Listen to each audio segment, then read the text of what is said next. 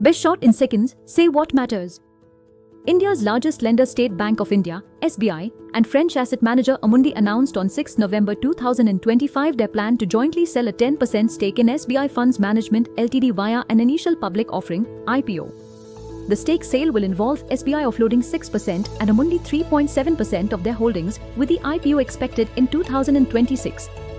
SBI Funds Management is India's largest mutual fund house by assets, commanding over 15% market share and managing around 120 billion rupees in assets till the $1.37 billion. The move is seen as unlocking value for the asset manager and providing retail institutional investors an opportunity to access India's booming mutual fund sector.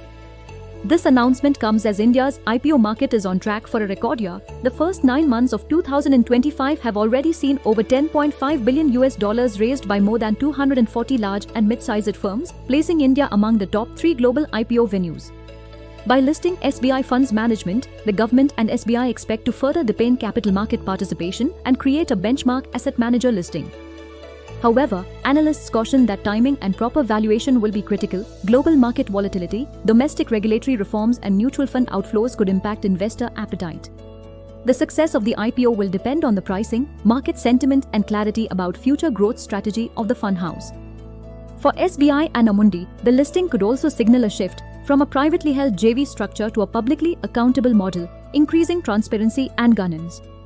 The broader implication is that India is evolving its financial sector architecture, encouraging listed ownership in asset managers and widening investor access. If executed well, this could unlock further institutional value and support India's ambition of building mature capital markets. Source: Think Business, Think BizShort. Tap to subscribe.